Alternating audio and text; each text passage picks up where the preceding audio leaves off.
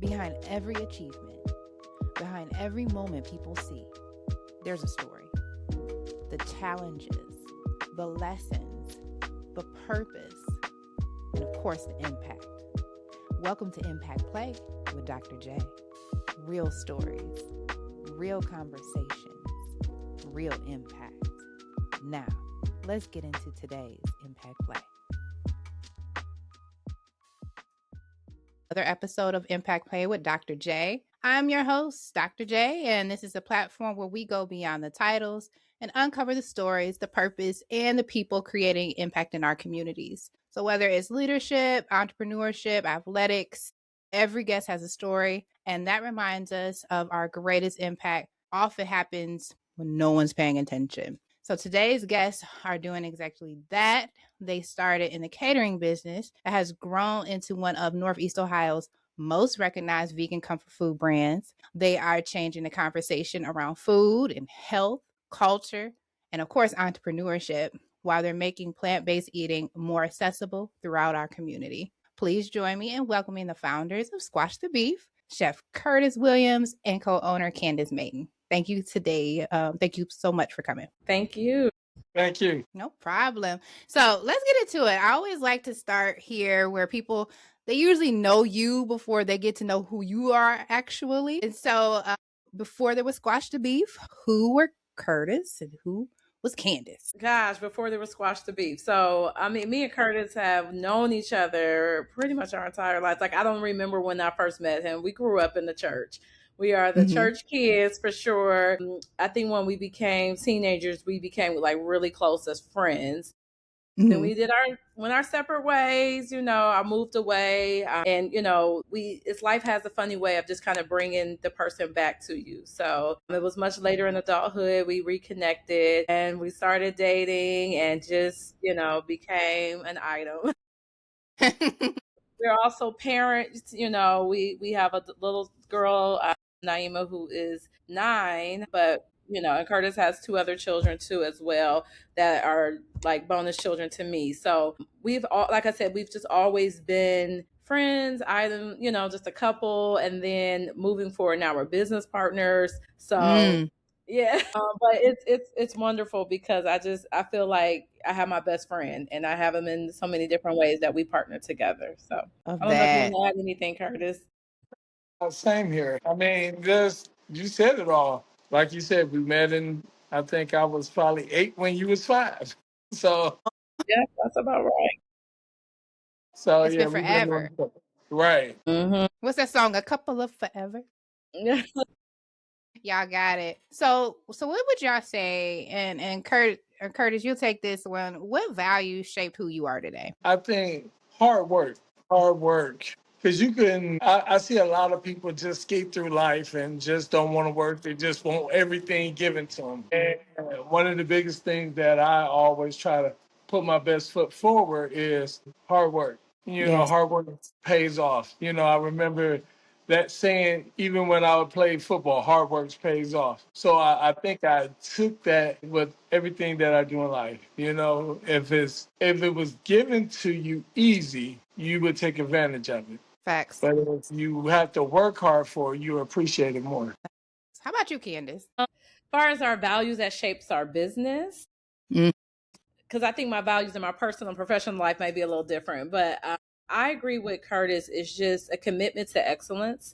So whatever I do, regardless of what it is, I want to make sure that it's a product that is excellent, that it's showing our best selves, that is serving people. I really value people too and investing into people. I'm an educator. That is my day job. I'm working with children and families.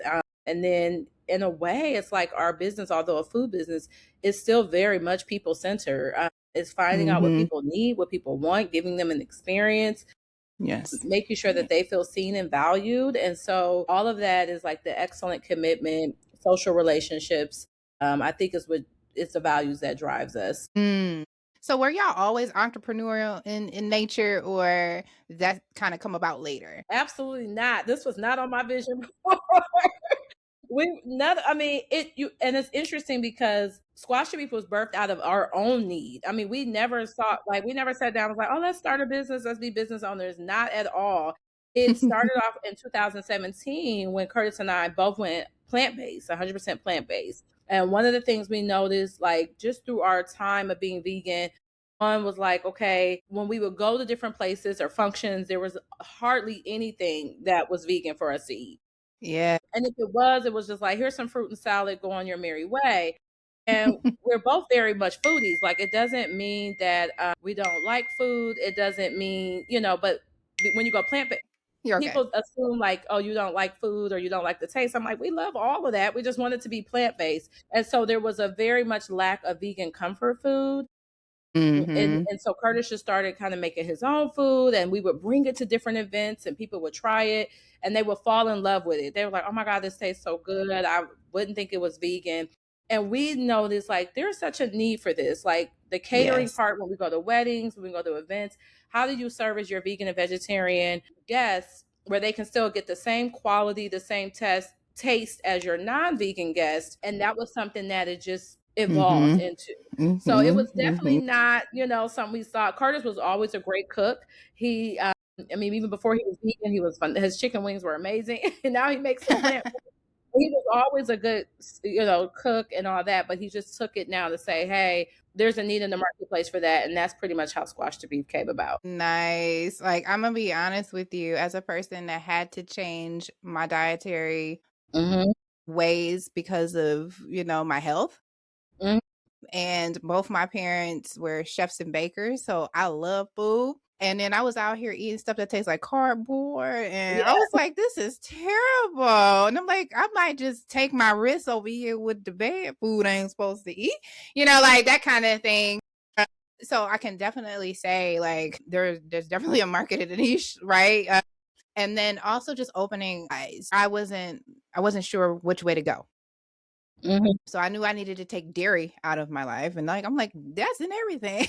Like, what am I supposed to do? And then I learned, honestly, you guys have helped me learn, like, there's just different options for me.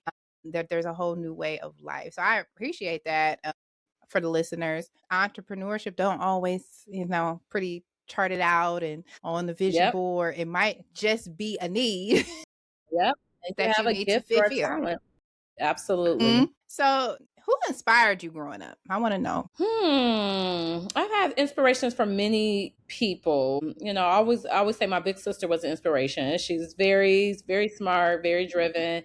As a kid, I always looked up to her. She was like the trailblazer of our family, so she did all the hard stuff to make it easy for me and my sister. I'm a twin. So, she was the one, she was the one, going to college, moving outside of Ohio, establishing her own, like she did all the hiccups and things like that, so that when it was time for us to do it, she made it a little bit easier. So, but I always inspired because she thought outside of the box. She was not one of those people who, just because you told her this is how to do it, she challenged things. And I noticed that she never settled just because someone told her to. It was like, I'm going to go. And she's still doing that even to this day. So, little sister, always looking up to her. I thought, I want to, live the same way and being able to take those risks. Yes. And then, of course, as I got older, much older, Michelle Obama, when she came on scene as, of course, our first lady, I really just fell in love with her. And I still am a fan. Her poise, the way she, partners with Barack, how she still holds her own, and just how intelligent she is. So, I just love everything about her. So those are the two that right away. Yeah, and shout out to the big sis. Like, honestly, like, I don't feel like enough we give our people our flowers, and I really think that that's important. And then Michelle Obama, when I read her first book, I was like, that's me. Like, I feel like everybody had those moments. Absolutely, because like I'm tall too. I'm 5'10". Michelle Obama was like 5'11", I think, or maybe 5'10", I don't know. But it was also to see the tall, darker skinned Black woman in this role and spotlight, because we typically didn't see that growing up. Like, she looked like me. She had the mannerism. She was very strong in her voice. She didn't shy away or try to fit into what people thought she should be. And yeah, Mhm. I think we all had that moment of how relatable she was. Yes. I mean, like, every page I was like, "Oh, it's Yes. me." Like but honestly, like, and in those circumstances, kinda going back to what you were saying about, like, hey, we didn't say we were gonna open a business, but Mhm. there was, like, a need to be filled, and you Mhm. filled the space, right? And I feel like she coulda just kept everything to herself and not said anything about her past, and we coulda just loved her from loved her from afar, but she opened it up for us to see, "Oh, wait a minute, I'm like her. She's like Absolutely. me." You know what I'm saying? Like, those type of things. So that's what's up. So one last one, Mhm. because I feel like sometimes people don't realize how much our upbringing has to do with our decisions today. So what lessons from your upbringing still guide your decisions today, personally and professionally? That's a good one. I'm trying to think of some I mean, I grew up with very family oriented. You know, very disciplined. We were spirit led. I think the biggest lesson Mhm. is our faith. I grew up in a very, my father's a pastor. And it Mhm. was not just like going to church and things like that. My parents really had a relationship with God. I mean, they Yes. lived it. They were great examples, and they taught us how to have that personal relationship and to how to walk in faith. And I don't think we could have even gone this far. We've been in business now for I think over 7 years. And if my math, serves me right now, but about seven, I think we'll be, 8 years is next year. So we couldn't have did this without having a prayer life, without having faith, without trusting God. And that has always been the lesson is like God, having a purpose, Yes. making sure your values and who you are represent your relationship with Christ, making sure that have integrity, even in business. I think sometimes people forget there's a lot of ways you could, cut the corners and take shortcuts and do people wrong. I've been involved with that. Mhm. But Mhm. integrity goes a long way, even when it's not always in your best interest, but it does. You want to have a reputation of being someone of honor and dignity and Yes. compassion, and that all stems to me of the faith that I have. So Yes. we are business, we pray over decisions. Mhm. Anytime we're feeling like, okay, we need to make a move, let's pray on it. We don't just Yes. do things because we feel this way. We really want to seek God and some guidance on that. And there have been doors open and there's been doors closed. And we appreciate, we're thankful that God has really been a core part of what we Yes. do. So yeah, we're faith based and we can't deny that. Everything I do is centered around my faith in Christ. And I'm very boldly speaking of that. And that came from my upbringing. My parents, they started us with that, they continue with that. And that has Mhm. always been a value and part of our upbringing that Kurtis and I both are in line with. And I think that's why him and I are still together for 10 years is because Yep. we both that's Mhm. the one thing we don't compromise on is both of our faith in God. Oh, that's right. I just posted a meme the other day. It said, "Are you going? How many days you gonna be talking about Jesus? Monday, Tuesday, Wednesday, like Saturday, like I'm all the time, right? Like, and that's something that we need to speak more about, and especially in the entrepreneurial world. When people, how did you get to the success? I'm like, it's Jesus. Like, Mhm. like I'm like Yeah, yeah, Jesus. They be like, that is so true. That is so true. he gets the glory. Period. Yes. And Mhm. we have to speak more boldly about faith and that Jesus and God is part of my business plan, right? Like, Mhm. It is. It really is. Like everything. I mean, just even if you should start a business, like you have to like, is this in line with you? And and God definitely gives us free will. He gives us the ability to, but wisdom comes from God, knowledge comes from mhm, God, discernment. Because not there's a lot of deals and partnerships that look good. And when your spirit is like conflicted, like I thank God for mhm, that. People call it yes, intuition, they call it mhm, things. I know it's the spirit of discernment, which comes from me, from the Holy Spirit. So I thank him because yes, there's a lot of stuff that look great on the table. Like, yes, oh, we should totally do it. And I was like, you know what? I don't feel like this is right. And I know that mhm, we made a good decision. So I don't trust my own self because I don't have that wisdom in my own. But I thank God that He allows us to keep us from making huge mistakes, come on now. Exactly. but also opening us to many opportunities. So Come on now, like you better talk about it. Like honestly, like people, like why does that look great? All these opportunities, every opportunity is not sent from God. Some of that is sent as a distraction from your absolutely. assignment, and that intuition that they be talking about, like, it's the Holy Ghost. Right. Like, It is. It it's really the is. Holy Ghost. Yep. What did grandma say? The Holy Ghost told me. So, Mhm. Mhm. so I get it now, right? I didn't get it when We do. Yep. I didn't get it, but I really appreciate that because a lot of times when you talk about beginning something as like big as a business, Mhm. we try to lean into our own understanding. Yep. These are the expertises that I have, and Mhm. then we stumble and we Yep. fall. So, when we talk about when did this go from being an idea to becoming something, Mhm. you you said you had to pray on it, so I Mhm. understand.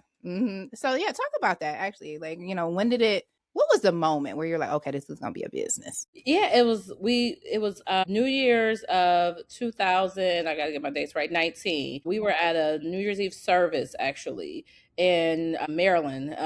And the part of the prophecy of or what the pastor was talking about was like, someone, this is your year to start the business. He was talking about destiny, man, like all this other stuff. It was just like a very pertinent word about starting that business, taking that leap, walking in faith. And we were like sitting there, and then after Curtis and I were processing, and we're like, we were so much in line and in sync, like, I think this is the time to start Squash the Mm-hmm. Beef. I came Mm-hmm. up with the name. I was like, you know what? I got this name, kind of playing on the whole colloquialism of like squashing the beef, but tying it into veganism. And we were like, yes, let's do it. And we just sat there, and I remember just talking about it like we were going to do it that year. It was like, no, we're going to do it. None of us had a plan or clue how to start a business. We were like, we're just gonna do it. We believe this is what we were supposed to do. We were in sync with Mm-hmm. it, and I followed all of the steps. I mean, I learned a lot because Mm-hmm. I was just starting from scratch. So we went online, we looked up like what are the things that we need to do, and we just followed in. And so we tested kind of our product. Curtis entered a vegan chili cook-off. This is when our business was really small, like just starting to figure itself Mm-hmm. out. We just got some t-shirts, just had our name registered, just doing that.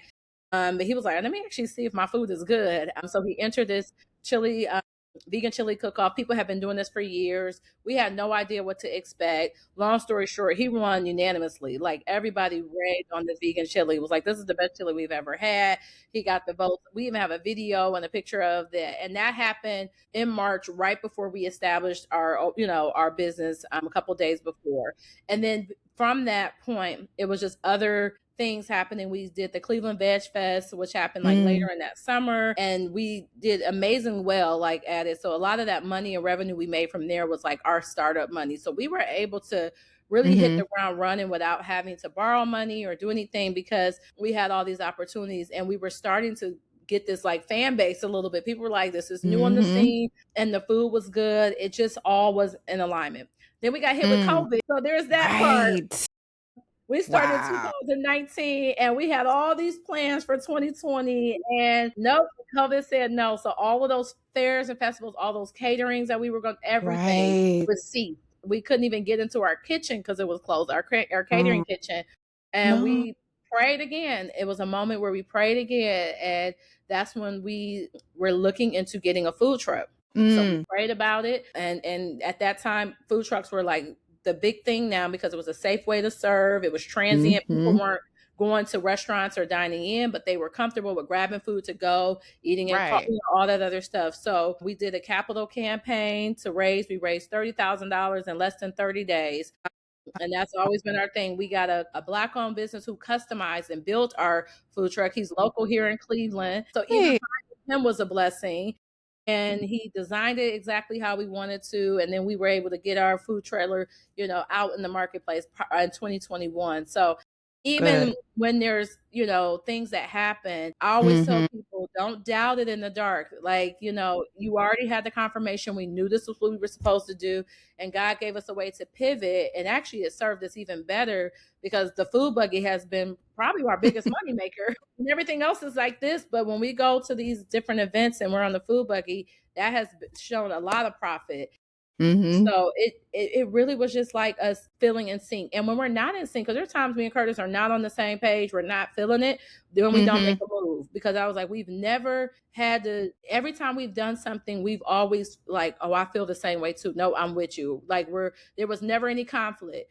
But if it's Right. conflict, if I'm feeling uneasy or if he's feeling uneasy, that's a sign for us to say, let's not move on this because we're Mm-hmm. not feeling the same thing. So I'm Mm. grateful for for that. And that's kind of how we've always been navigating through this. And y'all have such an interesting food buggy too. Like Yeah. it looks so different. Like I know it from afar. Yep. Like Yep. And that was intentional. That was intentional. Ron Nelson, who's the one who designed it, he did it for one other. There's only like 3 of them out there. It's so unique that you don't see. He's only done a few. I think he may be more than 3. But we were really looking into what do we want? Do we want a food truck? Do we want a food trailer? And I saw that unique design, and I loved it. It was eco-friendly. It was easy to navigate through. I didn't want the food truck because we were like, if the truck breaks down, then you don't have a business. So I always wanted something that you could attach because you can take it, with any vehicle. anywhere. So, but yeah, his design was so amazing, and I fell in love with it too. So that's what made me choose that company, and it was very affordable. I mean, 30,000, you can't find any trucks, Really? trailers, cheaper than that. I mean, unless they're used, of course, but usually your trucks and stuff are up to 50 Yes. grand and more. So it was very affordable, very eco-friendly, user-friendly. So we were like, it just was in alignment, and we knew that's where we needed to go. I love it. So we know Kurtis do the cooking. So tell us about your role. So I do all the behind the scenes. I don't like to. I don't cook. I don't want to do any of that. But I do more of the operations. When we first started, I was the finance, the keeping the books, the social media manager, all of that. I mean, we didn't have it was a team of 2. So I always just, I was setting up our events, making sure contracts were good, making sure catering was good, doing invoices, all of that was me. And I was learning as I went. Because again, this is like secondary to my full-time job. Right. And then there were some things we were able to roll off and hire professionally. Like when it came to the money and accounting, I hired a great accountant because that was like, it was getting to a point where I'm like, this is beyond my scope. I don't want to mess this up. So that we have someone to do that for us. But pretty much I still do a lot of the contracts. I still manage our monthly budgets. I do some of the HR stuff now that we do have employees. I still manage our social media. Just because a lot of stuff, it's not that I don't want to hire out, but it's, it's expensive. So you just kind of are doing it on your own until you're able to get a line item in the budget to get somebody else to do it. So I told Kurtis, my job is to make sure that you can just cook and serve and be the people person and go out. And then all the stuff that takes to get to that, I'll take care of that. Yes. And that works because I can do that from home and from my computer. Listen. So, no, you're right. No, you're right. Like I'm a dual, part of a dual, with tax solutions, and that's basically you just outline how the early years like for us were, right? And he's the numbers guy. I know me some numbers, but he's really he's the accountant, literally. So I'm like, well, whatever I can do in the background. So it was the social media, it was doing all the invoicing, all the background stuff, and just like you said, it's just allowing it to flow and being in sync. When a lot of people don't talk about what it's like to be in business with one's spouse. That's its own thing. I mean, is there an entrepreneur? Is there a mompreneur? There's solopreneur? Is there marriedpreneur? Like what, yeah, that's true. Because it's a thing. And I think it's a superpower. To be able to do something in sync with the person that knows you the best. And I think that's probably why you can flow and go, and do your thing. And like, oh, well, I'm not feeling that, like a regular business partner can be like, well, I am, So, but there's this level of honor that comes into play. So I love husband and wife duels because it's a superpower. I truly believe it for sure. Absolutely. All right. Well, how do y'all navigate the disagreements? We talk it through. And we definitely have those, but we try to hear each other's side. I mean, there's just sometimes where we have to concede, where it's like, I don't really know about this, but I'm gonna trust you. And there's times where I have done that, Kurtis would say like, no, I really think we need to follow through or partner, or I want to do this. And I'm like, I don't really know. But at the end of the day, if it, these are things that it's okay to disagree. And then I'll just concede and say, let's try it. And he's done that for me too. And trust me, there are times where I'm like, oh, I think we should do this. And I was wrong. Like I can totally admit, like there was one incident where I was like, oh, we should totally take a part of this experience. Kurtis was like, I don't know. I'm like, no, it'll be great. And it ended up being a huge flop. And I'm like, I got to eat that one. Like, that was all me. I'm sorry. It's like, I had to own it. I messed that one up. And, and that happens. Yeah. So there are times where we both have just like, let's try it your way. Mm-hmm. If the stakes are low, and if it doesn't work out, okay, we learned our lesson. Right. The big things that we have to, like, if there's something really big that's going to impact us both, or really, impact the business, we do have to be a little bit more in sync or in agreement. Like, there's times where I don't always agree with the menu, what he wants to serve, but that's not a big thing. That's his choice. And sometimes he's like, well, I want to do this or this event. I'm like, you should do this event. He's like, no, I don't want to do it. Like, those things, I have no problem with conceding. And as we start moving more in the business, I am kind of letting him make more of that, because I really think this is more of his baby. You know what I mean? Like, he's the artist behind this. He's the one cooking it. I'm just trying to make sure things are together. So there's not too many things I'm gonna fight him on. If he's really strong and convicted on something, go for it. This is your business. Right. I want to see what you can do. There's not much. I don't have to win this argument. Like, it doesn't make a difference. And then if it was something that we made a mistake, we've both done it. We just learn from it.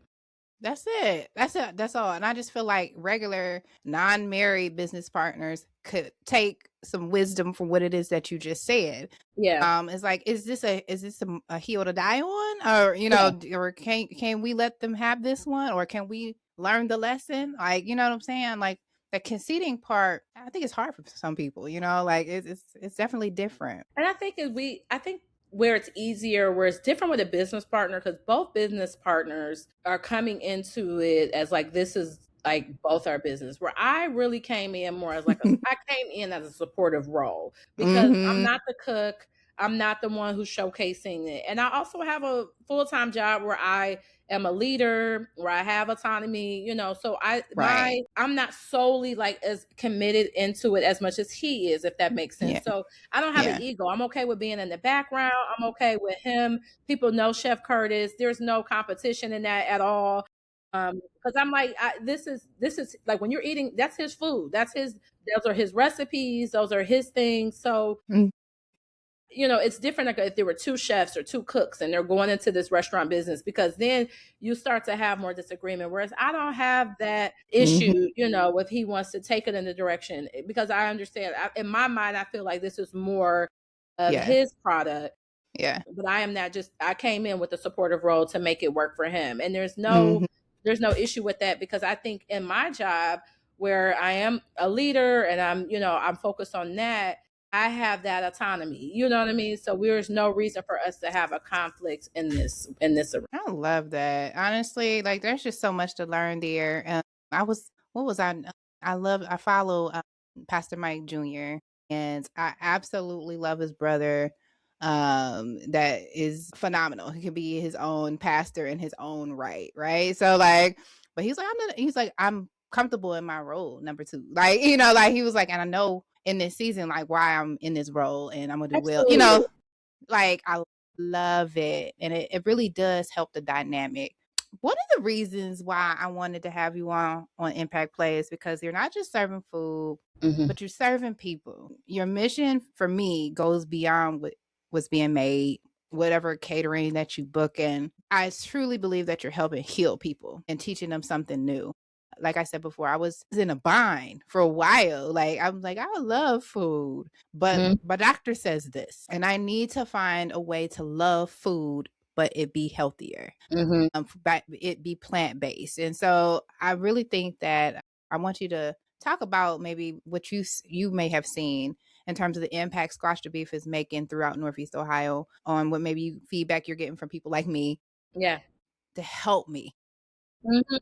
So one of the things that inspired us when we decided to go plant-based is we saw the documentary What the Health. And in there, it talked a lot about some autoimmune diseases that are exacerbated or even caused by animal products.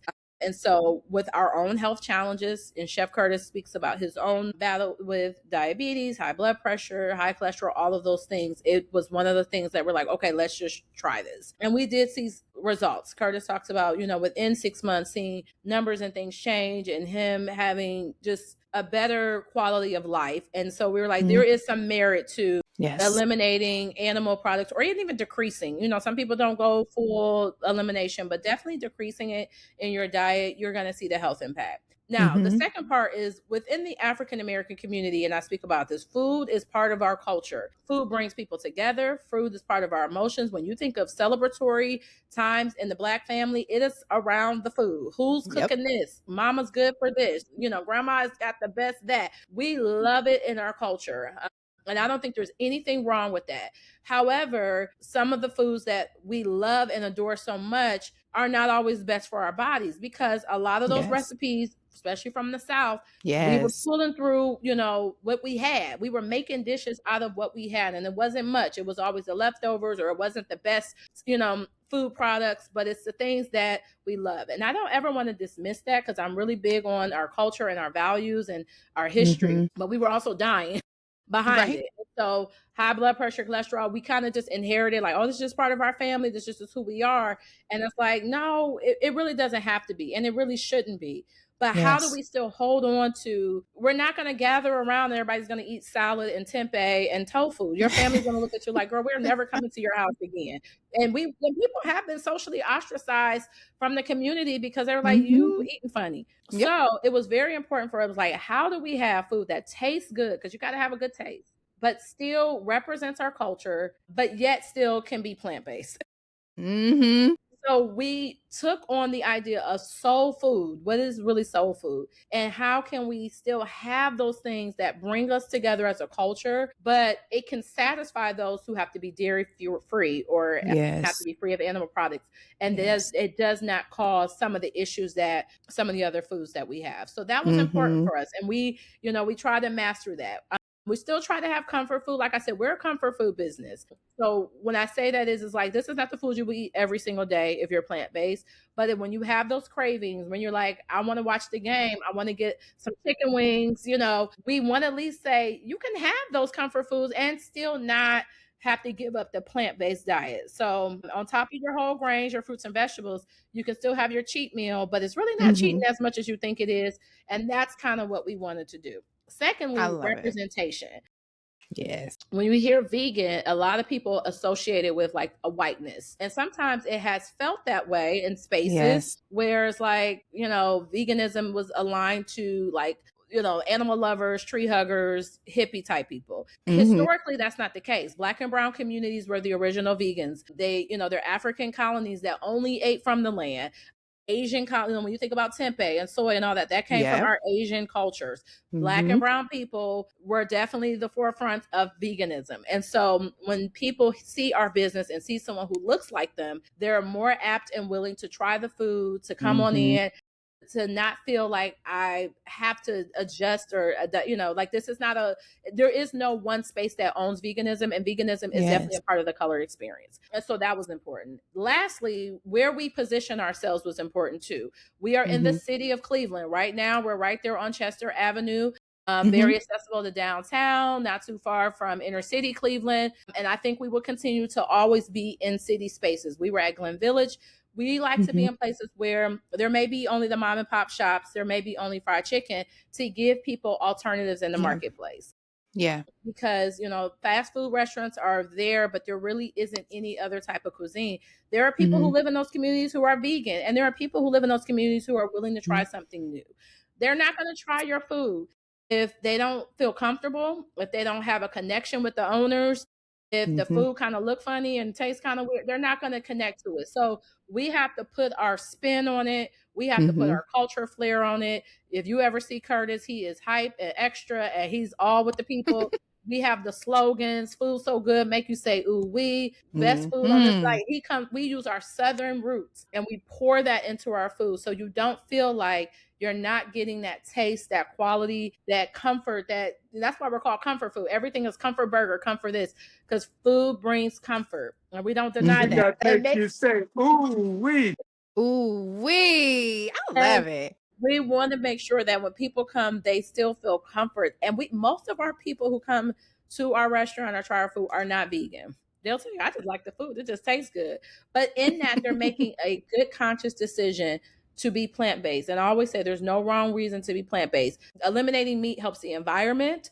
Yes, it It helps does. the animal ecosystem. It helps your own Yes. body. I mean, economically, like there's so many good Yes, it factors. does. So I don't care if you're coming in just because the food is good and you're like, I don't even care about them animals. Okay. But the Okay. actions you're doing is actually going to be positive. I'll take it. So whatever we can do to get people to make a different choice. And I have people who like, Mhm. I'm not vegan. I'm like, you don't have to label it. You don't have to call yourself anything. But when you At all. try our meal, no animal was slaughtered. We didn't have to take any, resources or have to do any practices that may have been controversial. You can eat conscious free. Mm. And that's why we say squash the beef. No one is harmed with our food. And Mhm. it's actually good for you. There's a lot of vegetables in our food that people don't know. Our meatloaf has a ton of vegetables. Kale lemonade, which is one of our popular, you get the Mm. whole serving of kale. People who won't even eat kale, but you're drinking the kale, so that's fine with me. That's why it's important there's a way you got to get people into trying different Yes. foods. So we're helping people in Yes. their diet. We're also Yes. giving, different varieties in the marketplace, and we're not having to compromise on who we are and who our people are, and really still giving homage to our ancestors and the foods Yeah. that they passed on to us, but just making it a little bit more healthier for us. I mean, I just clock it. Yeah. Clock it. And just thank you, like, for giving us language around it. Mm-hmm. Because I was one of those people ostracized in my Yeah. family. Mm-hmm. I still like my mother-in-law would come over and like, is this the vegan? Is this, I was like, it's Yeah, mac I and cheese. Eat it. know. But I appreciate you being trailblazers Mm-hmm. because it's giving us power. Just seeing y'all have the comfort food. Like Rudy can't get enough of that chicken sound like that. He Yeah. can't, he was like that chicken, he was like, give me some of that chicken.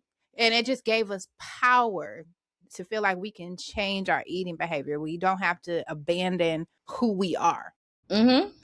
Yep. to be healthy, Mm-hmm. to make a different choice. And now I have a daughter who she was like, "Is there gelatin in that? Do you know what's in like?" It's a 9-year-old that's like informed, Mm-hmm. and it creates a ripple. So like that's just the fabric of impact play is like, hey, like y'all had an issue in your family, but you were like, hey, I'm going to go ahead and do something for the larger community. Mm-hmm. Now you're giving us language to be able to use. Like, I'm not crazy. I feel a whole lot better not eating, Yeah. Yeah. like Yep. dairy. So for me in general, I had my whole family, we have gastric issues, Mm-hmm. right? Everyone has GERD. Girl, that's just part of the family. And I'm Mm-hmm. like, yeah, but there has got to be a better way. Mm-hmm. And I going to the doctor was like, well, actually, you need to maybe try to eliminate this. You actually have a whey allergy. Mm-hmm. Getting tested and like learning more about my body and being healthy. The weight, there's certain inflammation that came off and it looked like you lost weight. That was Mm-hmm. inflammation, So like everything that you were just saying, like, thank you for giving us language Mm-hmm. and precedence to take our health into our own. We can be slave to food. Yeah, of course. Of course. And We can be. I'm sensitive to that. I'm really am. So I think another thing is that sometimes vegans and plant-based eaters were a little judgmental. I saw that too a lot. And people started policing this Mm-hmm. and that, and you ain't and I was like, that's not what we're trying to do here.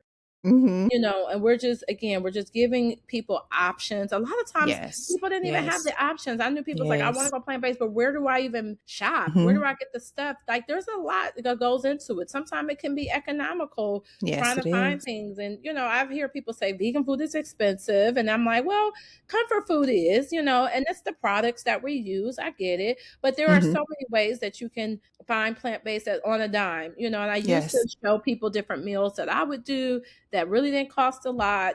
So I'm understanding why people are sometimes reluctant or nervous. And that's where we just open the conversation Yes. and just invite people in to say, 1 or 2 meals a week. Then you can gradually, adjust or eliminate that. So, yeah, I Mm, just try to be sensitive to understand where yes. people are coming from. And it is hard. Cravings are real. I mean, a lot of the stuff we have in our food is designed to make us crave it. It's designed Yes. to make our bodies addicted to it. Mm, And so it's not always easy, but I'm like, which is why the taste, you have to entice people with the yes. taste. And that's why, because everything ain't good. I've tried stuff. I'm like, I do not like this. I don't care how healthy it is. It's not good to me.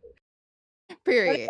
And that's hard for people. So that's why Curtis is so intentional to make sure his food tastes good. Because he was like, if they have that one bite and they don't Yep. like it, they're gonna be like, oh, I hate vegan food for the rest of my life. So Right. we got a high, like, for us, when we sell food, we are at a higher level than most food businesses. Yes. We got to Yes. win people over. It's a lot to get customers, but Mm-hmm. that's why I just give him a lot of credit, because I think he's just done a phenomenal job of I do too. retaining customer base. We could not be in business as long as we have been if it wasn't for good food. And there's a lot of vegan businesses who are not in business anymore. We have a harder market to get into. It's hard, but it's necessary. And as long as the people want us and continue to support us, I think him and I will continue to do the work that we're doing. I'm so glad that you talked about community, and also Yeah. shout out to Chef Curtis, because his food is Yes. phenomenal. That kale lemonade get me every time. Like, Yes. especially if I'm in Meyer, I'm like, let me go ahead and let me go ahead. But many people don't realize how much a local business depends on community support. Yeah. So when you just said that, for someone watching who wants to support your mission and support your business, how can they support Squash the Beef? Yes. Okay. So first, come into our shop. We are located on 2207 Chester Avenue. We're in the Cleveland State University. We're on their campus across from one of their buildings, but it's in a plaza. We are a partner with another amazing Black-owned business, Yum Village. So we actually share that space.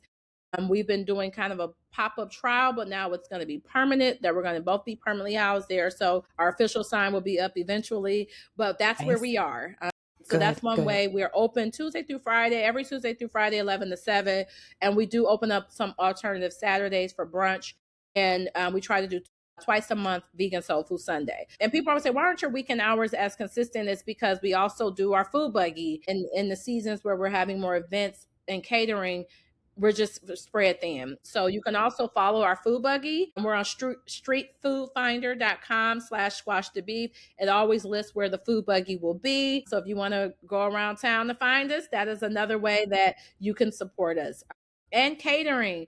You can simply email see Maiden at squashthebeefcatering.com. You can hit us up on social media, Instagram or Facebook, if you're interested in catering. We cater all things, whether it's just a huge event or maybe some couple dishes that you want. But, holidays, we do catering, but you can always do, get catered food from us. And we would love to partner with you on that. And then lastly, like you said, we do sell our lemonades at the Meyer Fairfax on 105, East 105. We do our kale lemonade, peach mango. So every time you buy that helps us, because then we're able to put more products on the shelf, and that helps us with revenue as well. So like and follow us and share, tell somebody. Most of our new customers come word of mouth. Social media influencers have been the best marketing tool than anything else. People just coming in, trying the food. We've had videos go viral. We've had people say, I saw you on TikTok.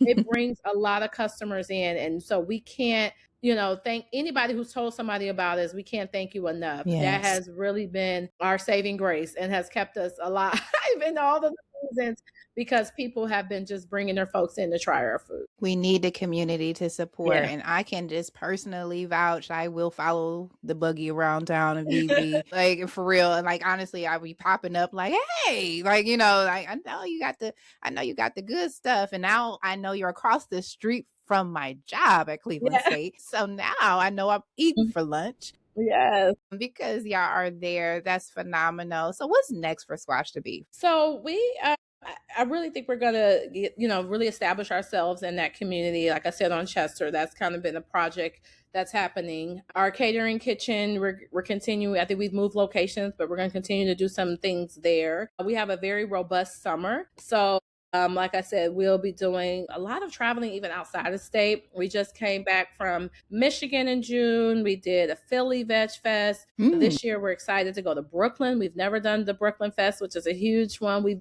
went there when we first went vegan, when it first started this festival. Now to come back as vendors. We're Wow. excited. We're actually going to Atlanta. So we are expanding our network outside of just Cleveland. We're hitting up all these major cities, and more cities are starting to reach out like, hey, come here. So we're like, yes, just to Yes. have that very nationwide marketplace is helpful. Mm-hmm. So I always say just catch us at fairs and festivals. Those are kind of the bigger things that we're hitting up now. So I think we're trying to expand a little bit, test the waters in different marketplaces. Because you could be a hero in your own hometown, right?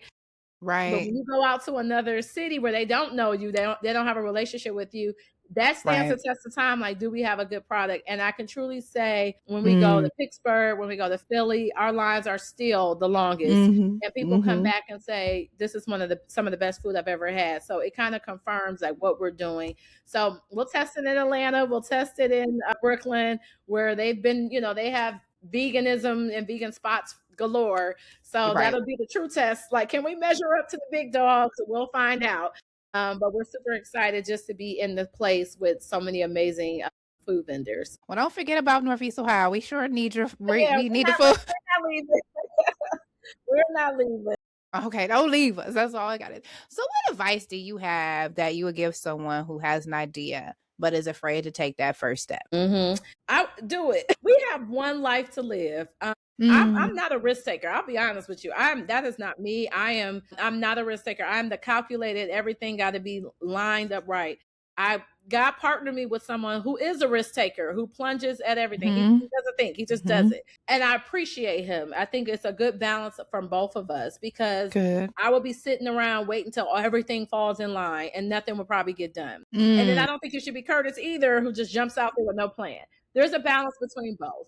But I do think, get a plan. It doesn't have to be perfect, but just do it. Take the first step. Get the LLC if that's what you want. Get your EIN.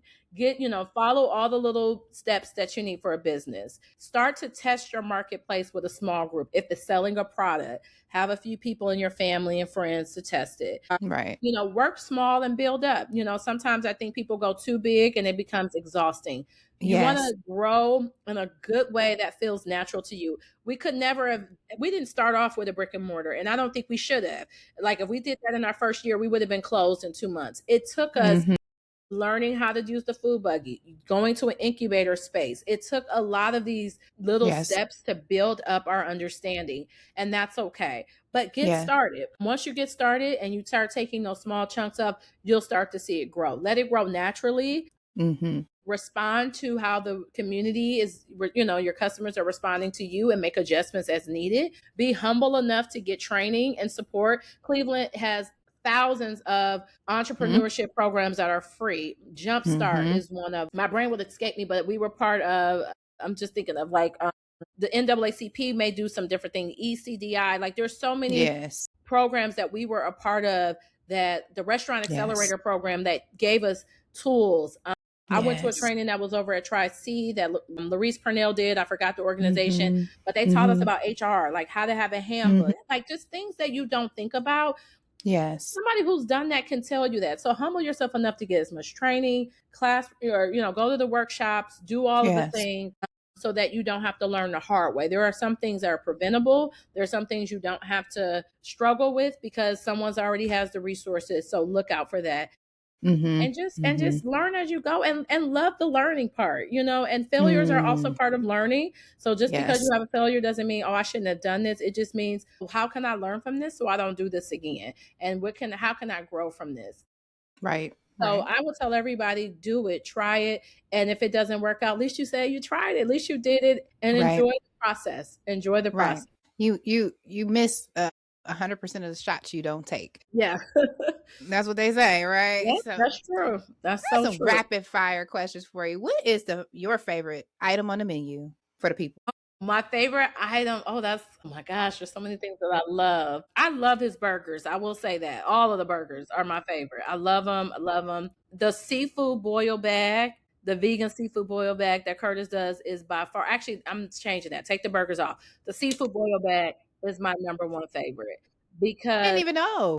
Oh yeah, he does that at different marketplace. He knows when he does. I'm like, you got to bring me a bag home. It is so delicious. The sauce, the flavor. We partner with Black Crab family. I can't leave them out of this because they make a vegan sauce and we buy the sauce from them. So I was like, let's give them some credit because they fire too. So we use their vegan sauce. We add in our vegan shrimp, our vegan chicken, the corn, all of that, potatoes. It's so flavorful. It's so delicious. And for someone, if you have a shellfish allergy or you're giving up seafood, this is your go-to. Wow. And it hits. It does not miss at all. I love it. I wish you could do it all the time. It's so good.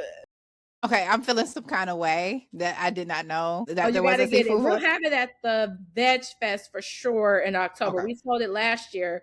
Okay. And he does it at the vegan marketplace in Waterloo. Mhm. Once we start getting into the fall months, it's a staple. We always bring it to that particular marketplace. Okay, well, shout out Veg Fest and Waterloo and this boil bag that I need to get into. I will probably do a video on my social media You because should. I stand behind it 110%. he said it's gonna make me say Ooh. oui. I haven't even eaten it yet. Yes. Okay. Well, what's the most underrated menu item? The most underrated? I don't know. That's a good question. I really am lost at the underrated one. I don't know. The Phillies people really love. I would say the mac and jack probably. Like I love that jackfruit mac and cheese combo. Mm-hmm. And many people do, but I think that could be underrated too. Like just that combination is so good. Mm-hmm. But yeah, that's It probably is really good. I can't really think of anything else, so it may come to me later. Yeah, no, but I think you're right about the mac and jack. Like it's really good. And I also I think it's also a learning moment too, like about jackfruit and like all that kind of stuff. Like, so what is jackfruit? But that jackfruit is amazing and I love it. I put it on my burger. I love his French fries because he does his own little French fry sauce. So there's like a sweet savory combo there. Mm-hmm. His dirty grits are great. I fell in love with that. Meatless meatloaf. I don't even like meatloaf all like that, but I love his meatloaf. The cones are always popular. That's truly a Chef Kurtis creation. Mm-hmm. Hear it. People are like, how did y'all mix all that food into a waffle cone? That's weird. But it's like people try it, and I don't know, it's that sweet, savory taste palette. And that's pretty much his taste profile. It's amazing. It is absolutely hungry now. And I'm feeling some kind of way. So yeah, I just want to thank you. And before we close, if someone watches this conversation and only remembers one thing that you had to say, what message are you hoping that they get? Faith and perseverance. Faith is important, and I know, I'm not an evangelist, so I'm, everyone has a different faith, but you got to have a source of some higher power. We are we're too flawed as humans to do this on our own, and that's all I know, is that my faith in God has helped me and gave me perseverance when things were hard. I mean, I haven't talked to you about all the hiccups. You see the glory, but you don't know the whole story, and there's been some setbacks, and there's times where we definitely was like, we want to quit, I want to give up. But like, if you can't take anything away, have faith in God, lean into something to help you navigate, where to go and stay the course. That is so good. I really just appreciate that, because I just feel like we're in a space and place in this hour or time that we are in where their grit and resiliency is not really a thing. Yeah. And everybody's like, I quit. Like they quit the marriage, they quit the business, they quit the school, they quit. Yep. And I feel like what you said, like if you're anchored to your higher power, and you understand why you're doing it, you can have that grit to come back and be like, hey, we're gonna dust it off and we're gonna try again. And it's been a blessing to watch you all build what you're building. Oh, it's been an immense blessing, like not just to be a person that eats the food, but I think you had like crowdfunding, and I was just like, I don't feel like I had like $1 million to give, right? And I was like, I don't know how to, help, but I was like, here my $100, like here. It helps a lot, right. And so that's what I want people to kind of take away too, is like, again, the businesses here need our support. And yes, I appreciate the burger and this boil bag I'm gonna get into. But at the same token, like when there's a call to action, let us arise to the occasion and not feel inadequate because our last name isn't Rockefeller, right? Like how can I still support? Is it going to buy that kale lemonade at Meyer? Like, when I'm in there, I'm gonna buy somebody drink that I don't know, right? Somebody that's not in our community. So I can definitely go ahead and spend that money with a business and people that I believe in and I trust. So people fall in love with people, not brands. Yep. And we so appreciate you. I mean, even using your platform for us to tell our story. Yes. Every sale, I tell people all the time, whatever you purchase from Squash to Beef, anytime you even like and share one of our posts, I mean, it does not go unnoticed. We appreciate it. It helps us out tremendously. We're impacted by the economy too. So when individuals are suffering, businesses are suffering too. But when people who I know are struggling decide to come and spend their last $10 on a burger with us, we don't take that for granted or lightly at all. And so we have a duty to serve you all and to be able to provide you with such high quality customer service and great food, because it matters to us, and our people matter to us a lot. One more time for the people. Where can they find you in the next few months around town? So okay, so you can always find us on Chester. It's 2207 Chester Avenue. This Saturday we're going to do an event at Kane Park. It's Pride Glow in the Park. Sunday we have soul food. We do the Kane Park Arts Fest that will happen the second week of July. We're there Friday through Sunday on our food buggy. I'm sure I'm missing some other things. And then Taste of Cleveland? No, Taste of by Cleveland. We won, and then we were in the VIP. This year we're just going as patron, like just as people. We're not serving at all. Okay.